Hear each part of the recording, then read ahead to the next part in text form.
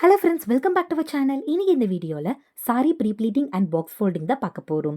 So ஒரு பிகினருக்கு எப்படி நம்மளோட பட்டு சாரியை ப்ராப்பராக அயன் பண்ணி ப்ரீப்ளீட்லாம் பண்ணி ஃபோல்ட் பண்ணி வைக்கலான்றது தான் இந்த வீடியோவில் நம்ம பார்க்க போகிறோம். நம்ம சேனலை தான் ஃபர்ஸ்ட் டைம் பார்க்குறீங்கன்னா மறக்காமல் சப்ஸ்கிரைப் பண்ணிக்கோங்க அண்ட் பெல் ஐக்கானை கிளிக் பண்ணிக்கோங்க. அப்போ தான் அடுத்தடுத்த வீடியோஸ் உங்களுக்கு நோட்டிஃபிகேஷனில் வரும். நீங்கள் ஒரு பிகினராக இருக்கீங்கன்னா இந்த வீடியோ உங்களுக்கு ரொம்பவே ஹெல்ப்ஃபுல்லாக இருக்கும். ஸோ ஒரு செல்ஃபாக சாரி ப்ரீப்ளீட்டிங் வந்துட்டு எப்படி பர்ஃபெக்டாக பண்ணலான்றதை பார்க்கலாம். நிறைய டிப்ஸ் அண்ட் ட்ரிக்ஸோட நான் உங்களுக்கு சொல்லித்தர போகிறேன். ஸோ வீடியோவை ஸ்கிப் பண்ணாமல் லாஸ்ட் வரைக்கும் பாருங்க. அப்பதான் உங்களுக்கு டீட்டெயில்டாக புரியும். ஃபர்ஸ்ட் நம்ம சாரியோட பல்லு பகுதியை எடுத்துக்கலாம், அதாவது முந்தானை. இந்த பல்லு பகுதியை வந்துட்டு உங்களோட பாடி சைஸ்க்கு ஏற்ற மாதிரி ப்ளீட்ஸாக அரேஞ்ச் பண்ணி எடுத்துக்கோங்க.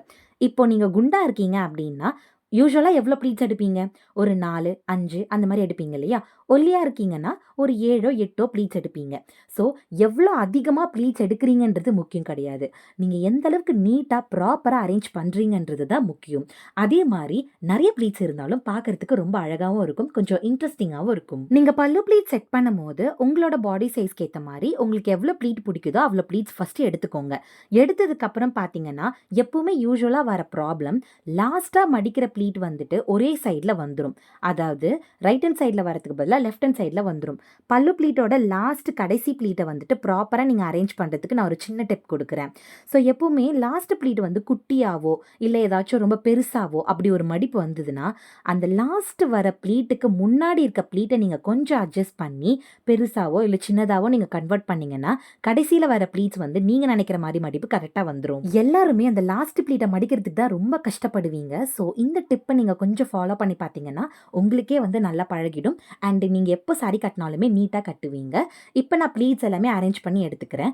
நீங்களுமே ப்ளீட்ஸ் அரேஞ்ச் பண்ணிக்கலாம். நிறைய பேர் கேட்டிருந்தீங்க இதுக்கு டேபிள் இருந்தால் தான் பண்ண முடியுமா அப்படின்ட்டு. அப்படிலாம் கிடையாது. நீங்கள் நார்மலாக பெட்லேயோ இல்லை ஏதாச்சும் ஒரு ஹேங்கர்லேயோ மேலே போட்டு தாராளமாக பண்ண முடியும்.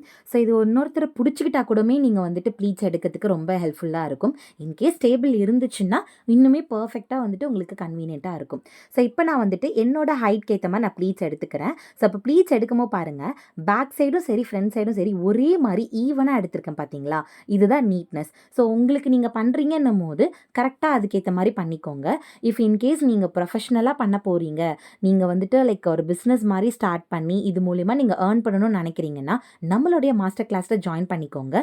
இந்த மாஸ்டர் கிளாஸில் மெயினாக உங்களுக்கு கஸ்டமருக்கும் எப்படி பண்ணணும் அண்ட் நேரில் வராத கஸ்டமருக்கு மெயினாக நீங்கள் எப்படி பண்ணணுன்றது தான் ரொம்ப டீட்டெயில்டாக சொல்லிக் கொடுக்குறோம் வித் சர்டிஃபிகேட்டோட.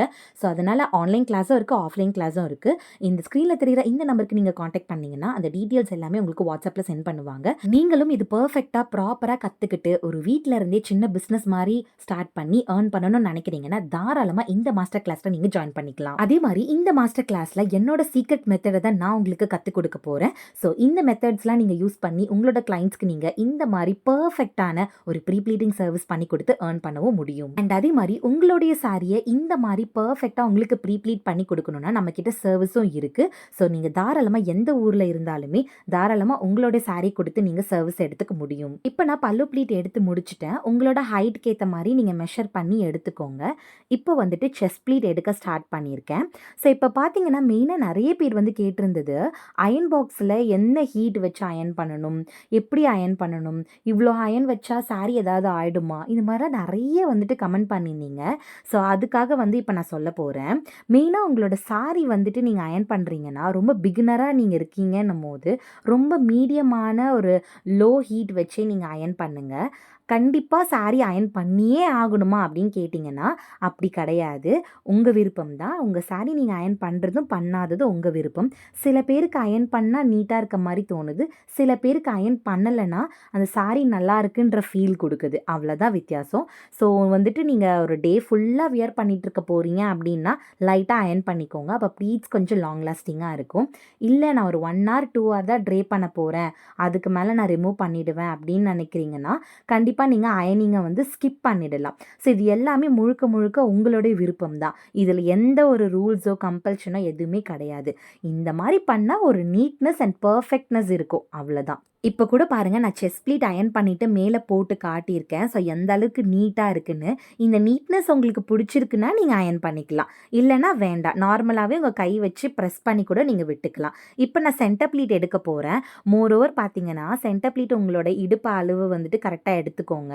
எடுத்ததுக்கப்புறம் பார்த்தீங்கன்னா, ப்ளீட்ஸ் எடுக்கும்போது யூசுவலாக எல்லாரும் பெரிய பெரிய ப்ளீட்ஸாக எடுத்தீங்கன்னா, நெறைய ப்ளீட் வராது. ஓகேங்களா? ஸோ அப்போ எப்பவுமே கொஞ்சம் கம்மியாவே நீங்க எடுங்க. ப்ளீட்ஸ் வந்துட்டு நம்ம மேல வந்து ரொம்ப குட்டியா எடுக்கிறோம். செஸ்ட் ப்ளீட் குட்டியா எடுத்தோம்னா, சைட்ல வந்துட்டு வயிறு தெரியுமோ, செஸ்ட் தெரியுமோன்ற ஒரு பயத்தோடவே நீங்க வந்துட்டு பெரிய பெரிய ப்ளீட்ஸாவே எடுப்பீங்க. அதே மைண்ட் செட்ல சென்டர் ப்ளீட்டுமே பெருசு பெருசா எடுக்கிறீங்க நீங்க.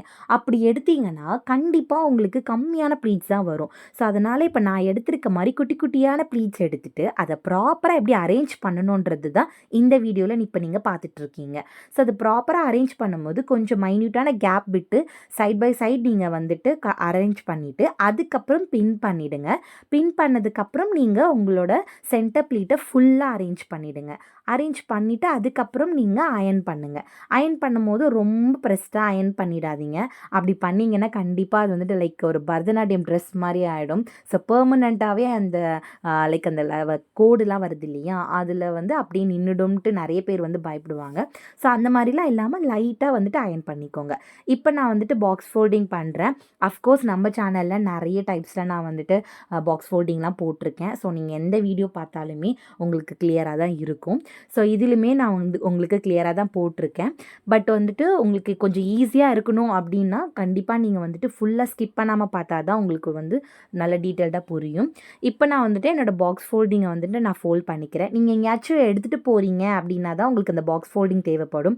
மத்தபடி நீங்க உடனே கிளம்பி போறீங்கன்னா, பாக்ஸ் ஃபோல்டிங்லாம் வேண்டாம். நார்மலா ப்ரீ ப்ளீட் பண்ணிட்டு ஹேங் பண்ணிக்கோங்க. அதுக்கப்புறம் எடுத்து வியர் பண்ணிக்கோங்க. ஸோ ரொம்ப ஈஸியா, கம்ஃபர்டபுளா டே ஃபுல்லா வந்துட்டு ஒரு லைட் வெயிட்டா நீங்க ஃபீல் பண்ணுவீங்க. ஸோ என்னோட பாக்ஸ் ஃபோல்டிங் வந்து ரெடி ஆயிடுச்சு. உங்களுக்கும் இதே மாரி பண்ணணும் அப்படின்னா, கண்டிப்பா இந்த வீடியோ பார்த்து நீங்க வந்து தாராளமா பண்ணிக்கலாம். நீங்க ஒரு பிகினரா இருக்கீங்கன்னா, ரொம்ப யூஸ்ஃபுல்லா இருக்கும். அண்ட் அதே மாரி உங்க ஃப்ரெண்ட்ஸ் அண்ட் ஃபேமிலிஸ்க்கும் ஷேர் பண்ணுங்க. ஸோ அவங்களுமே இந்த மாரி ஒரு பிகினரா இருக்கும்போது வீட்ல ட்ரை பண்ணி பார்ப்பாங்க. இஃப் இன் கேஸ் நீங்க பிசினஸா ஸ்டார்ட் பண்ணணும்னா நம்மளோட மாஸ்டர் கிளாஸ்ல ஜாயின் பண்ணிக்கோங்க.